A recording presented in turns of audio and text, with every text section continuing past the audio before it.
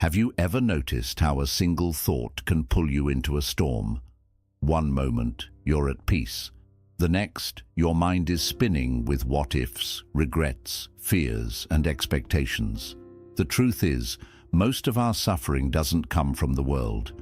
It comes from the way we think about the world. But here's the secret. Your mind is not your enemy. It's a wild horse waiting to be trained. And once you master it, nothing, no person, no failure, no situation can shake your peace. Monks don't walk through fire because they're fearless. They walk through it because their minds are silent.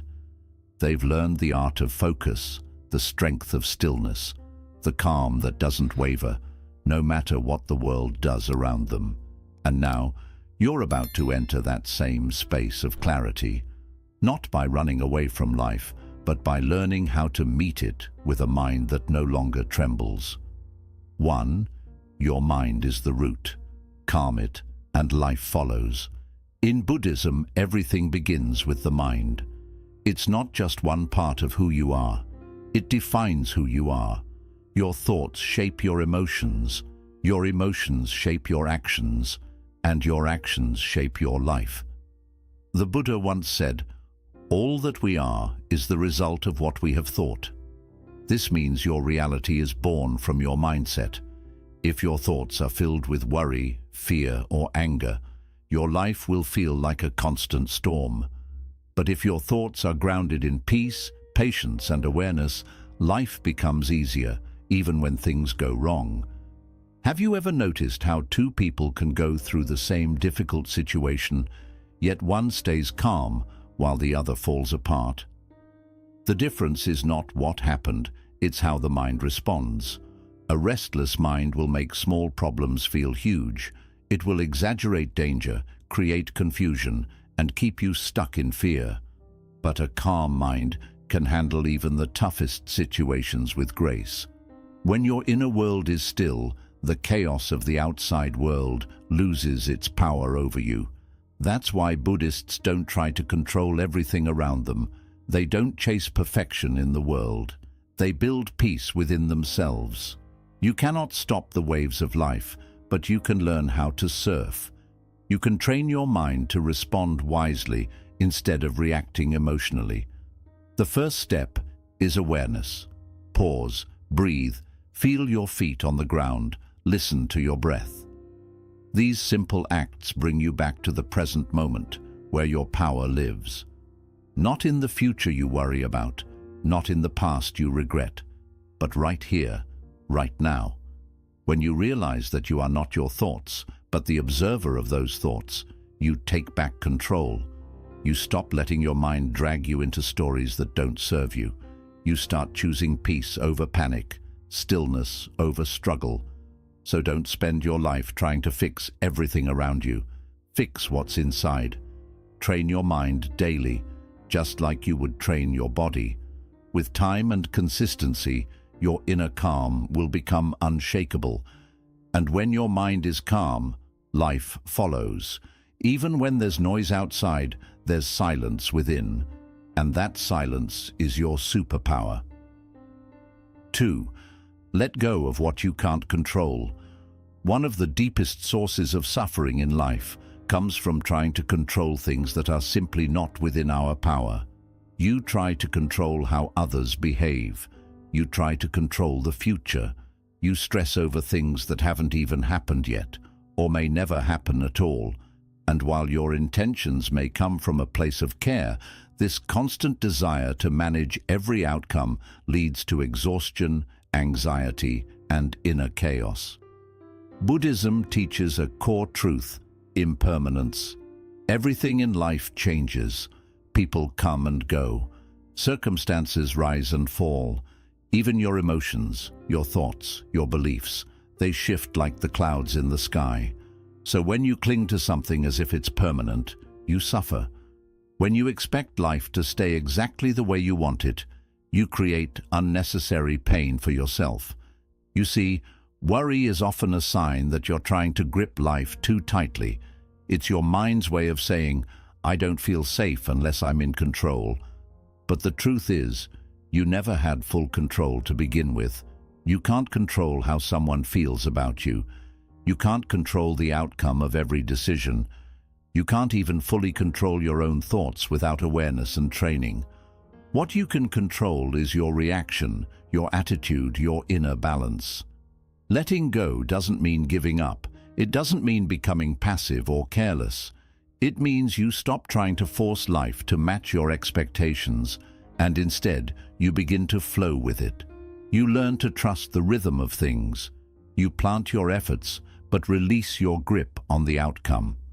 Ask yourself this powerful question: is this within my control? If the answer is no, breathe and let it go. If the answer is yes, focus on what you can do and then let the rest unfold. Imagine holding a rope that's burning your hand.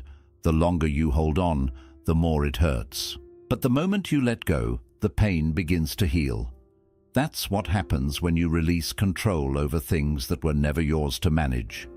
In Buddhism, peace is not about fixing the external. It's about dissolving attachment to it. So if someone wrongs you, let go of the need for revenge. If plans change, let go of the need for certainty. If life surprises you, let go of resistance. Because on the other side of letting go is freedom. And in that freedom, you'll find what worry could never give you: clarity, calm, and deep inner peace. Most of the suffering in your life doesn't come from the present moment. It comes from your mind wandering away from it. You worry about what might go wrong tomorrow. You replay things you wish you could change from yesterday, and in doing so, you miss the only place where peace can truly exist: right now. Buddhism teaches that the present moment is the only reality. The past is gone. The future hasn't arrived. The only time you can breathe, act, think, grow, or feel is now. But because our minds are constantly distracted, jumping from thought to thought like a restless monkey, we rarely experience this moment fully. Think about how often you eat while scrolling on your phone, walk without noticing the ground beneath your feet, or listen to someone speak while already planning your response. We're physically present, but mentally elsewhere. This disconnection creates anxiety, tension, and a feeling that life is always slipping through our fingers. When you learn to anchor your awareness in the present, something shifts. You stop resisting life, and you start experiencing it. You begin to notice the taste of your food, the warmth of the sun, the sound of the breeze, the way your breath rises and falls. Even ordinary moments become beautiful when you're fully there to witness them. Presence is not about making the moment perfect. It's about being awake to it as it is. If you're sad, be present with the sadness. If you're joyful, savor that joy. If you're in pain, bring your attention gently to that pain without judgment. The goal is not to escape the moment, but to enter it more deeply. Mindfulness meditation is one way Buddhists cultivate this presence. But you don't need a cushion or a quiet room to practice. Every moment is an opportunity. Washing the dishes can become a meditation. Walking to your car, drinking tea, breathing. The key is awareness, bringing your full attention to what is. And here's the secret: the present moment is rarely as overwhelming as your thoughts about it. When you stop imagining all the what-ifs and regrets, you'll find that this moment, just as it is manageable, even peaceful. When your mind stays in the now, it stops chasing problems that haven't happened and grieving things that no longer exist. You become grounded, steady, unshakable. So slow down, breathe. Come back to where your life is actually happening, not in the mind, but in this breath, this step, this heartbeat, because this moment is your life. And when you give it your full attention, it gives you peace in return. 4. Observe, don't absorb. Detach from the drama. One of the greatest skills you can ever develop for inner peace is the ability to observe without absorbing. In Buddhism, the mind is often compared to a clear lake. Every thought, emotion, or situation that enters it is like a ripple on the surface, but the lake itself, its essence, remains still and unshaken at its depth. The problem is, most of us never learn how to simply watch the ripples. We jump into them, identify with them, and let them carry us away. Every day, life throws noise at you. Someone says something rude. You get a disappointing message. Plans fall apart. And instantly your mind reacts. Why did this happen? What did they mean by that? I'm angry. I'm hurt. I'm offended. Without realizing it, you become the thought. You become the emotion. You absorb it, carry it, and suffer under its weight. But what if you didn't have to? Buddhism teaches you that you are not your thoughts. You are not your emotions. You are the awareness behind them. Just because a thought appears in your mind doesn't make it true. Just because you feel angry doesn't mean you need to act on it. You can witness it, breathe through it, let it pass like a cloud in the sky. This is not suppression. You're not denying your emotions. You're honoring them by giving them space, but not power. Think of your mind like a room with many guests. Some are loud, some are calm, some bring joy, others bring pain. You are not those guests. You are the host. You can choose which ones to interact with, which ones to thank and release, and which ones you simply let pass through. This practice is called non-attachment. It means learning to notice your thoughts without clinging to them. When you get good at this, your emotional reactions stop owning you.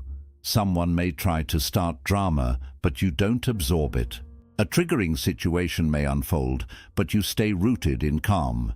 The world may continue to spin in chaos, but your inner world becomes like a quiet temple. You can hear the noise, but it doesn't enter you. You become the eye of the storm, still, quiet, untouched. Try this. The next time you feel a strong emotion rise up, pause. Don't react immediately. Close your eyes. Observe the feeling. Name it without judgment.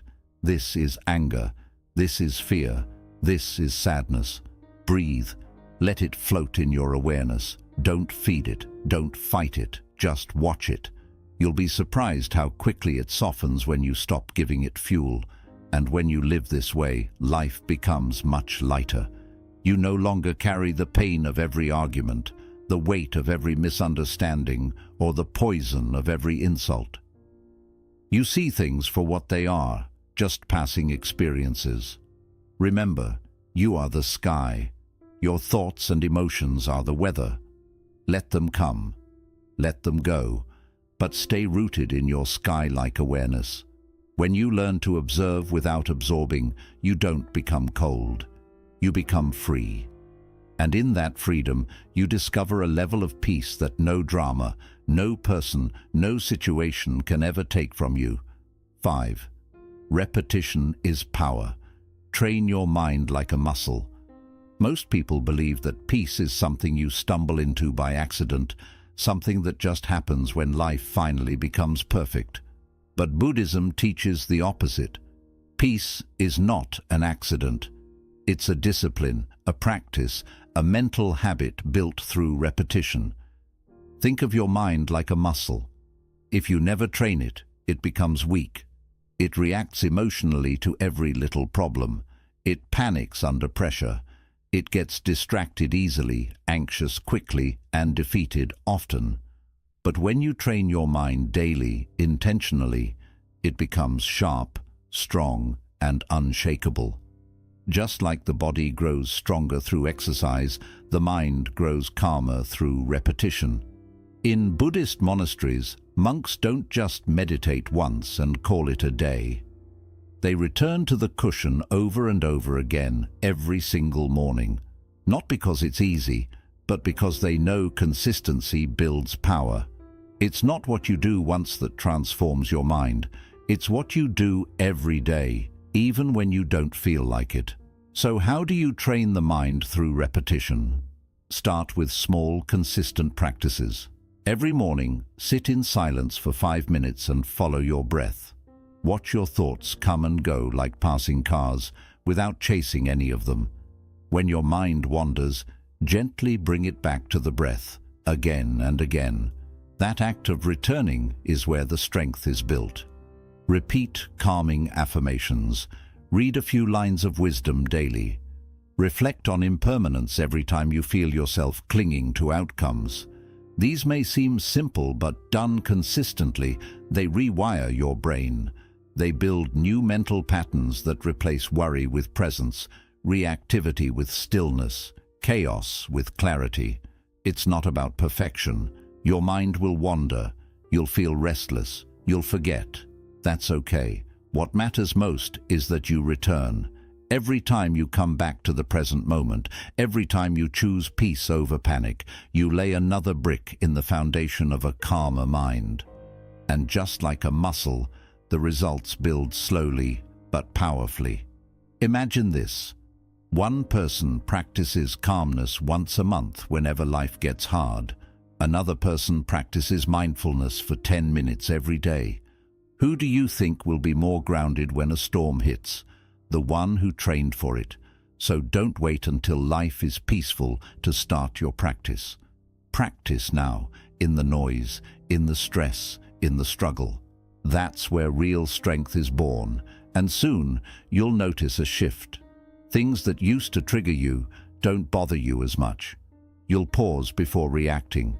You'll find your breath in moments where you used to lose your mind. That's the result of mental training. That's what repetition gives you: control, clarity, and calm.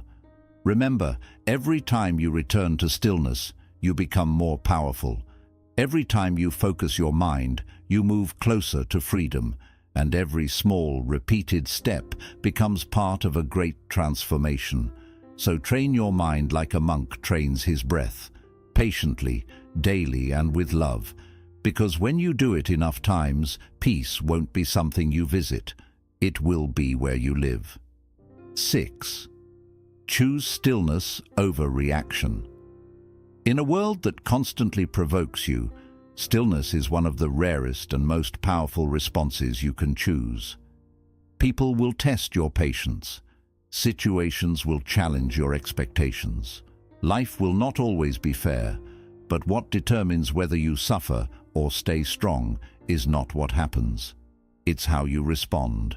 Most people live in a state of automatic reaction. Someone says something offensive and they snap back. A plan falls apart and they panic. Their mind immediately jumps into defense mode, arguing, overthinking, complaining, or attacking. This constant reactivity creates a storm inside them that never settles. And without realizing it, they become slaves to every external trigger. But Buddhism teaches something radically different: the power of non-reaction. The Buddha said, "You will not be punished for your anger. You will be punished by your anger." This means every time you let the world dictate your emotions, you hand over your peace. You give away your power. Stillness, on the other hand, is not weakness. It's not passivity. It's mastery. Imagine someone insults you, trying to provoke you. Your ego wants to fight back, to prove yourself, to win the moment. But instead, you pause. You take a breath. You observe your inner reaction without feeding it. You choose not to respond, not because you're afraid, but because you're above it. That stillness shakes people more than anger ever could. Because when you're calm, you're unpredictable, you're unshakable. You become the one who holds the power, not by force, but by self-control. And stillness isn't just about staying silent in conflict. It's a way of moving through life. Stillness is walking away from drama instead of fueling it. Stillness is listening to understand instead of speaking to defend. Stillness is taking a deep breath before reacting to bad news. Stillness is sitting with your discomfort instead of escaping it through distraction. Stillness is allowing things to unfold without trying to force them. But how do you choose stillness in a world that rewards loud reactions? You train for it. Like a warrior sharpens his sword, you sharpen your awareness. Through daily meditation, mindful breathing, and reflection, You build the space between stimulus and response. In that space lies your true freedom, the ability to respond with wisdom instead of reflex. Here's the truth. You don't have to join every argument you're invited to. You don't have to solve every misunderstanding. You don't have to explain yourself to people who choose not to understand. When peace lives within you, their chaos can no longer shake you. Stillness doesn't mean the absence of emotion. It means mastery over it. You may still feel anger, fear, or sadness, but you don't let those emotions control your actions. You notice them, accept them, and then choose your response with clarity. This is the path of wisdom. Picture a candle in the wind. When the wind is too strong, the flame trembles, struggles, and may go out. But in calmness, protected and steady, the flame shines brightly. Your inner flame is just the same. If you keep reacting to everything, you'll burn out. But if you remain centered, your inner light will guide you through all challenges. In stressful moments, ask yourself, is reacting worth losing my peace? Will this matter tomorrow, next week, or next year? Am I responding from ego or from awareness? When you choose stillness, you don't lose. You win in the truest way. You rise above the noise. You save your energy. You earn respect, not through fear, but through presence. People begin to notice that you don't get pulled into negativity, that you stay calm when others lose control, that you lead with wisdom, not with pride. It's not easy, but it's worth it. Because a person who lives in stillness becomes unshakable, not because life suddenly becomes easy, but because they grow stronger. So the next time life tests you, pause, breathe. Remember, you are in control of your response. And when you choose stillness, you choose strength. You choose freedom. You choose peace. You may meditate for hours. You may master silence, steady your breath, and sharpen your mind like a laser. But if your heart is heavy with judgment, resentment, or hatred, true peace will still slip away. That's why, in Buddhism, the highest form of inner mastery isn't found only in discipline or stillness. It's found in compassion. Compassion, or metta in Buddhist teachings, is the practice of intentionally offering loving kindness, not just to those you like or agree with, but to everyone, even to those who hurt you, disagree with you, or disturb your peace. It may sound difficult, and it truly is, but it's also one of the most freeing practices you'll ever discover. Why? Because the more you judge others, the more judgment grows inside you. The more you carry resentment, the more it poisons your own mind. Holding on to anger, even if it feels justified, is like drinking poison and expecting the other person to suffer. It never works. You don't forgive someone because they deserve forgiveness. You forgive because you deserve peace. When you train your mind to answer with compassion instead of reaction, you stop being a victim of other people's behavior. You rise above the drama, the blame, the emotional traps. You no longer let your peace depend on how others treat you. Instead, you build a peace that no one can take away. Take an example. Imagine someone lies about you or disrespects you. The natural response is to get angry, to seek revenge, to cut them off. But Buddhist wisdom teaches something deeply powerful. They are suffering too. No truly peaceful person has the need to hurt others. People lie, manipulate, or gossip because they are in pain, because they are disconnected, because they are blind to their own suffering. And when you see that clearly, you stop taking their behavior personally. This doesn't mean you excuse wrong actions or pretend pain doesn't exist. It means you no longer allow pain, yours or others, to control your heart. When you practice compassion, something shifts inside you. The chains of anger and resentment begin to loosen. Your heart feels lighter. Your mind becomes clearer, and suddenly situations that once stole your peace lose their power over you. Compassion transforms suffering into wisdom. It turns wounds into openings for growth. It teaches you that strength is not in holding grudges, but in letting go. And the more you practice it, the more unshakable you become, because no matter how chaotic the world gets, you carry a calmness that cannot be disturbed, a peace that no insult, no betrayal, no storm can take away. This is the gift of compassion. It heals you, it protects you, and it guides you toward a deeper freedom, the kind of freedom the Buddha spoke of when he said, "Hatred never ends through hatred. Hatred ends through love." The more compassion you share, the more peace you feel, because you no longer move through life in constant defense. You're not holding grudges, seeking revenge, or judging everyone you come across. You start to see others not as enemies or obstacles, but as human beings, each carrying their own struggles, their own stories, their own pain. This shift creates a deep sense of calm within. You stop feeling threatened by everything. You don't get triggered so easily. You respond instead of react. You choose to understand instead of attack. You become like a mountain, steady, still, and full of life, even in the middle of storms. You shine with peace because you've cleared the inner clutter that once disturbed your calm. And this is the reminder. No meditation, no philosophy, no spiritual path is complete without compassion. It is the bridge between your mind and your heart. It is the root of true wisdom, and it is the power that turns inner peace into a way of life, not just for yourself, but for everyone you meet. Choose compassion, not because it's simple, but because it's liberating, because it breaks the cycle of suffering, because it allows you to love without fear and live without hate. In a world filled with noise and division, be the one who carries warmth. Be someone who understands. Be someone who loves, even when it feels difficult.